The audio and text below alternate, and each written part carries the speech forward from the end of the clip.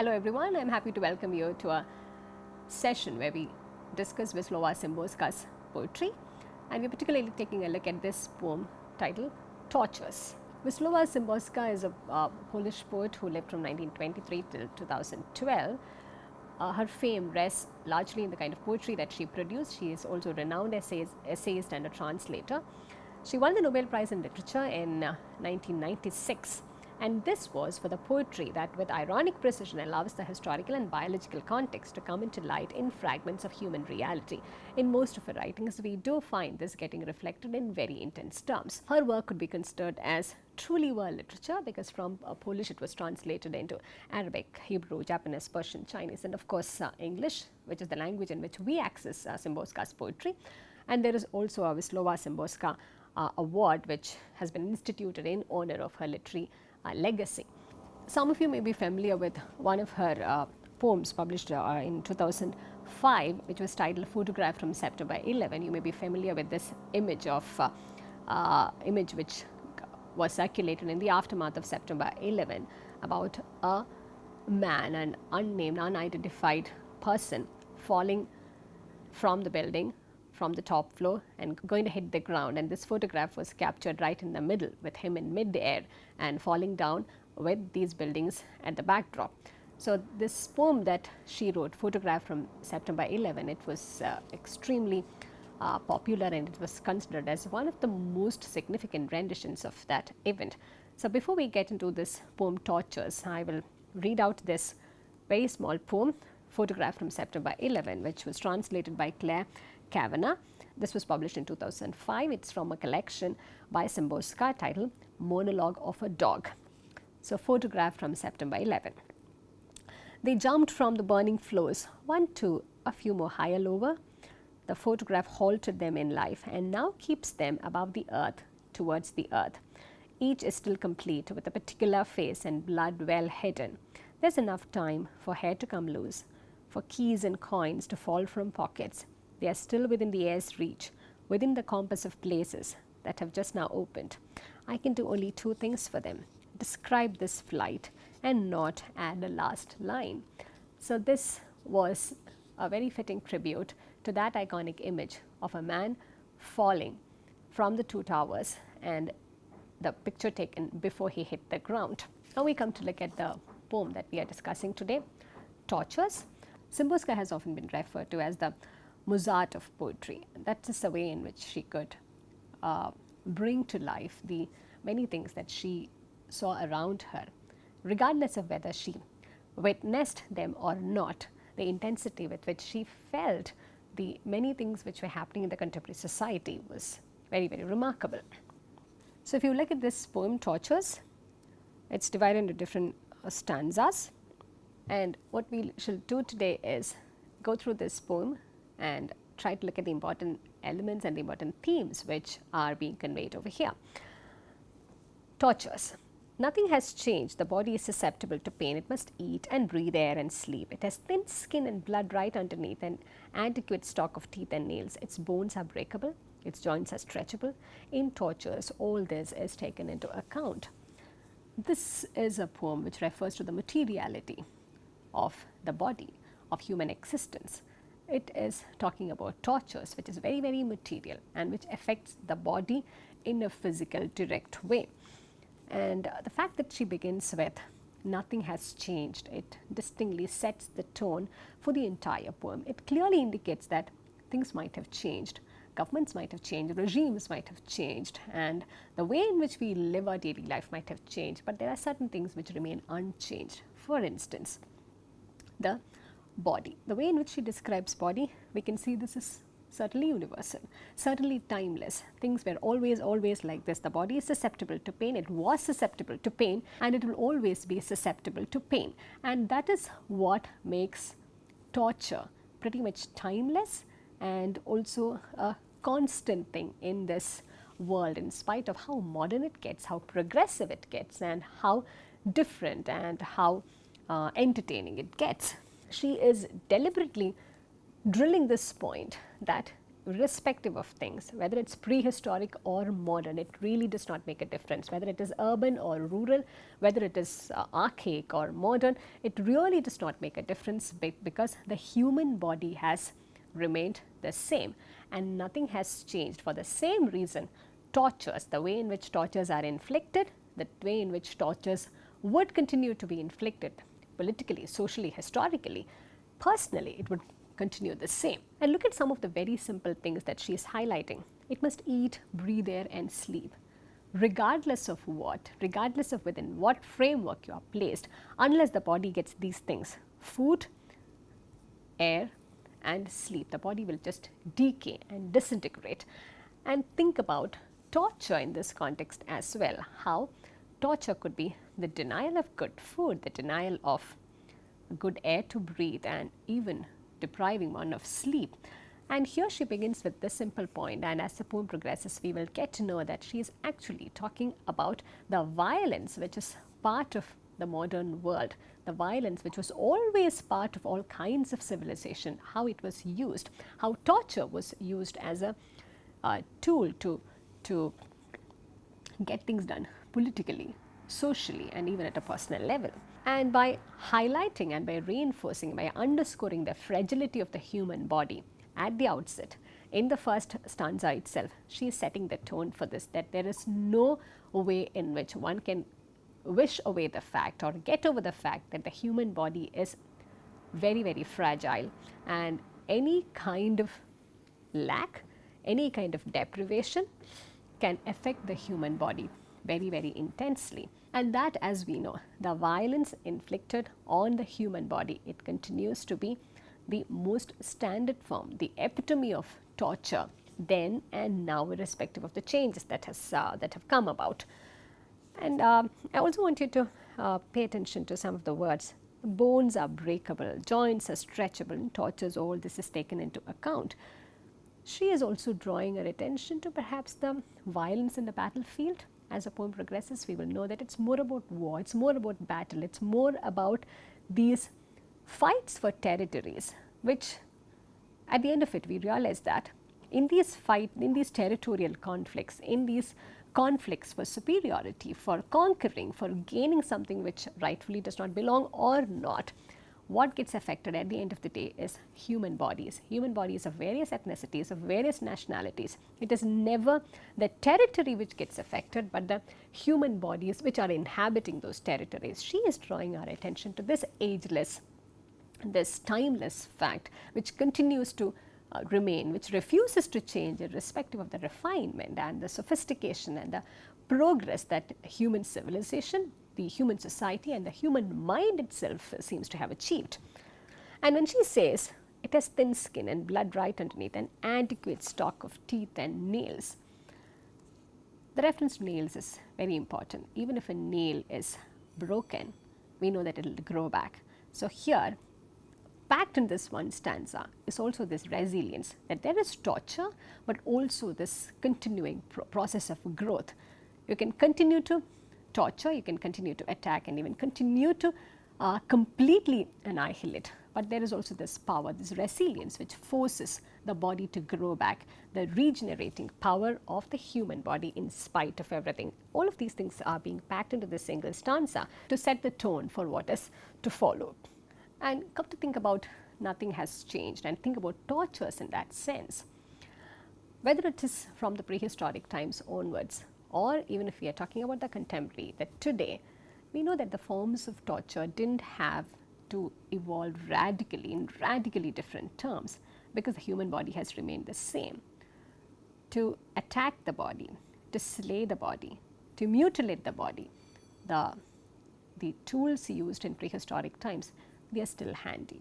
The methods used to completely rip a human body apart, they continue to remain the same too. This is something which she is trying to communicate in this very, very matter-of-fact tone, that the fact that human body has remained the same also aids the other supportive element, that the means of tortures, the different kinds of tortures, they also didn't have to change, they have remained pretty much the same. Coming to the second stanza, she begins this with the refrain, Nothing has changed. The body shudders as it shuddered before the founding of Rome and after, in the 20th century before and after Christ. Tortures are as they were. It's just the earth that's grown smaller, and whatever happens seems right on the other side of the wall. Whether it's the Roman times, or if it's the times before Christ, or we are talking about the contemporary, it has always been the same. And she's also pointing our attention to this very well-known fact, but little do we realize that many things have evolved in the last many centuries, but the human body has remained pretty much the same. Maybe there is technology to aid the way in which we take care of our own bodies. Maybe there are newer things happening in the field of medicine, the field of technology, which would prevent certain things, which would aid certain things. But at the end of the day, the body, the materiality of it, the way in which it can engage with torture, the way in which it can respond to pain, to pleasure, all of those things have remained pretty much standard. There has been no significant evolution in the way human body responds to torture, or in the way human body can take and continue to engage and negotiate with different forms of torture. And pay attention to this last line. Whatever happens seems right on the other side of the wall. Perhaps this is a very, very direct reference to the Berlin Wall. This was a time when there was a time when the entire world considered communism to be the spawn of all evil, and it was automatically assumed that life in East Germany was horrid, and for that reason, whatever seems right would be practiced on the other side of the wall, which is West Berlin. And this was particularly common for the ones who grew up in societies where they were taught about, they were introduced to only the repressing and the regressive nature of communism. And to them, the capitalist philosophy was more liberating, because communism seemed like the evil one, because it was happening on the other side of the wall. It was torturous, it was bad, it was something unacceptable. And capitalist philosophy seemed to be more about the well-being. And now we know how things have changed, how the tables have turned, and how we get to know, especially after the Cold War, that it's pretty much the same everywhere, that there is nothing inherently evil about an ideology, but it's also about the people who make these policies and how that can make a huge difference. And Wislowa perhaps carried these same sentiments because she lived in communist Poland herself, and maybe she's really talking about that divide that she grew up with, the capitalist communist divide, and how those two worlds seemed very, very different. But she's also trying to tell us that irrespective of that, human body has remained the same, and the tortures of really grave kinds, or even the minor kinds, they have also remained pretty much the same. Nothing has changed, it's just that there are more people. Besides the old offences, new ones have appeared, real, imaginary, temporary, and none. But the howl with which body responds to them was, is, and ever will be a howl of innocence according to the time-honoured scale and tonality. Of course, human population has exploded. If you're familiar with the history, you would know that there were times back in the centuries where a plague could wipe out the entire population of a city, and that could bring the city to a standstill because manpower was extremely important. And after the Industrial Revolution, after many significant changes came by, we also know that human population has exploded. The average age expectancy has gone up massively. But in spite of that, the offences that are continuing to be inflicted against people, against communities, against different ethnicities, they remain pretty much the same. There seems to be very little progress in that in terms of when we compare it with the sophistication and refinement that human history has achieved on the other hand. And look at the way she is drawing our attention to how new offences have appeared. Just think about the way in which warfare has changed. Earlier it was just bows and arrows perhaps, and now it's bullets and bombs, and we know that that technology is evolving. Look at the amount of money which is being invested into arms and ammunitions, into the nuclear race by every single developed and developing country. And also think about the chemical biological warfare, the many things which were part of the Vietnam War and what happened in the aftermath, and about the various crimes committed against humanity just for territorial disputes, just for ensuring that certain kinds of hierarchies remain intact. So we will not go into the details of those, but look at the way in which the poem also uses the term howl, and the word howl cannot be dismissed as being very, very incidental. It's also a significant part of beat poetry, as you would know. It's also about the scream that the humanity responds with when it has to face these tremendous kinds of tortures and the things which were hitherto unseen or hitherto were part of an everyday life.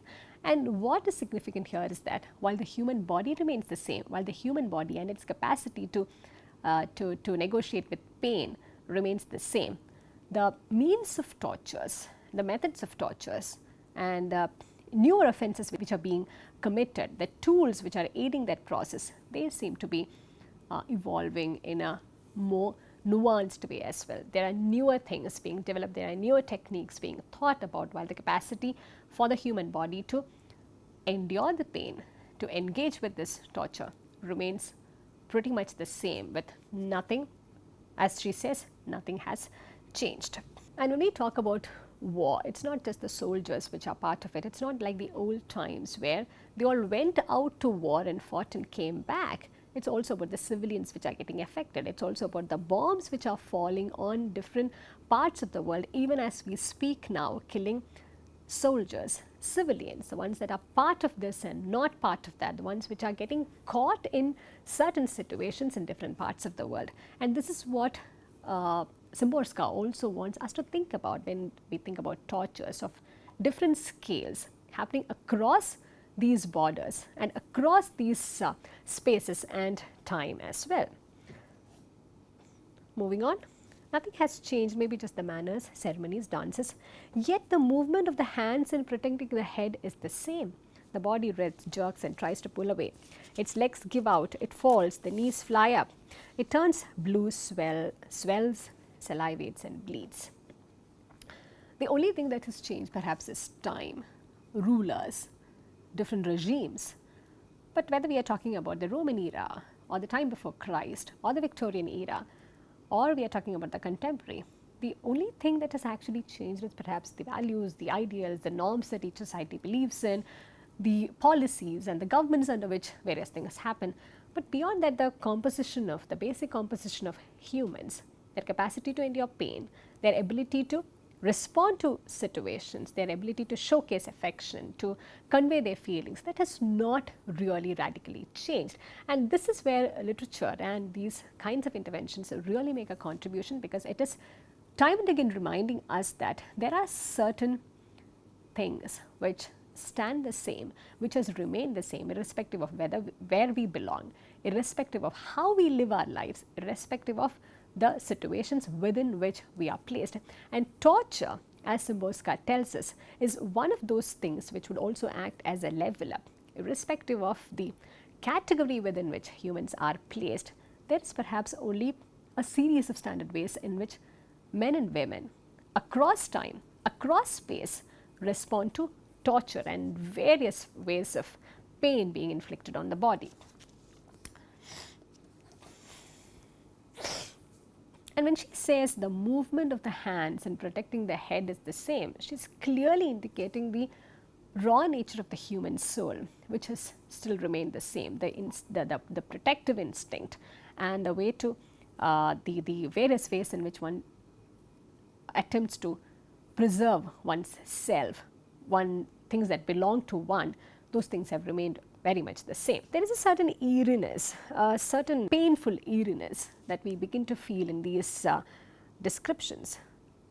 The body writhes, jerks and tries to pull away. Its legs give out, it falls, the knees fly up, it turns blue, swells, salivates and bleeds. It could be about any human being, irrespective of the ethnicity, the sexuality, the ideology, irrespective of any given temporal thing, because body, as Szymborska tells us here, that becomes the ultimate reality, that becomes the ultimate thing which does not change at all, it remains static. And this static nature is empowering as well as frightening in multiple ways. And we come to the final stanza. Nothing has changed except for the course of boundaries, the line of forests, coast, deserts and glaciers. Amid these landscapes traipses the soul, disappears, comes back, draws nearer, moves away, alien to itself, elusive, at times certain, at others uncertain of its own existence. While the body is and is and is and has no place of its own. Szymborska is again repeating this in the final stanza, that nothing has changed, and this by now we realize that it successfully creates some kind of a chanting experience throughout. It's like a trance, and it also heavily reinforces that absolutely nothing has changed. This seems to be a very, very simple idea to begin with, but when we think about the gravity of it, how the fragility of the human body to endure pain remaining the same, that is, of course, it opens up multiple possibilities. It's also very, very frightening in a way. It's also going against the grain of this dominant, compelling, feel-good idea that things are not the same anymore, that everything has changed, yeah? That it used to be in a certain way in prehistoric times, but it's not the same anymore. So Szymborska is totally shattering this idea that one cannot live under the illusion that things have changed and times have changed. This is a reminder that there are many things, many practices and many realities and many material things which continue to remain the same, and one cannot comfortably sit back under this illusion that things really have changed. It is not the same anymore. And when she is listing out some of the natural features such as the line of forests, coasts, deserts, glaciers, she is also, again very interestingly, drawing our attention to the fact that even no real natural changes have come about in this physical world ever since the inception of the earth. There are, of course, a number of man-made things which have been inserted in terms of institutions, buildings, real and unreal. There is even the virtual which is invading our physical reality in very, very real terms. But irrespective of that, and this reminder that human body and the natural earth, the habitat which this body inhabits, it has pretty much remained the same. Nothing has changed except for a few insertions here and there. And when she is talking about the boundaries being changed, she is also talking about how there are different nation states now. Perhaps what was not there 500 years before, newer states, newer nations and newer communities, and in a sense she is trying to tell us that there's nothing new about it. It's just the boundaries being redrawn in some significant ways, and that gives us the illusion that things have changed, but they really have not. And we know about a number of ways in which many writers have engaged with this theme of the boundaries, how those are just shadow lines, that it really does not make a difference whether you are on this side or the other. You are all caught in some predicament or some situation which is peculiar to each one's life. I find the last two lines very compelling and very beautiful. While the body is and is and is and has no place of its own, it is reminding us of the image of a wanderer without any place that one can call as home. This is extremely important, and even in the contemporary, when we look around, whether it's a natural calamity or whether it's a man-made destructive thing like a war or a genocide, whatsoever it is, we find that all of a sudden the place that one called home is gone forever. What remains even then is only the materiality of this physical body, just this body with the limbs and the torso and the many parts which make a body, very physical, very material, and there is hardly anything there we realize ideological or elevatory about it. Most people have chosen to read this as a poem which represents the battlefield, about a soldier's experience at the battlefield, because there are many, many direct references to boundaries and about torture, about the reality of the human body and how each one is caught in those situations with nothing really changing. But I would encourage you to also see this as a depiction of the human predicament in general. Torture not necessarily in the battlefield, but also at a personal level, on a daily basis, while negotiating with the many things that are changing in and around us. I would like to leave you with this thought that this is a poem of our times, of the modern times, which also perfectly captures the idea of human existence. I wouldn't really use the term that it's a futility of human existence, but she's also drawing our attention to the immense possibilities in spite of this fragile nature of the human body, in spite of this unchanging material nature of the human body, and how perhaps one of the subtle messages, one of the unsaid messages here is also about how this body also equips us to transcend these boundaries and also engage and negotiate with these changing realities at various levels, socio-political, personal, historical, and even emotional. I leave you with this poem. I hope you enjoyed reading this, and I hope you will also be encouraged to take a look at more of Szymborska's works. I thank you for your time, and I look forward to seeing you in the next session.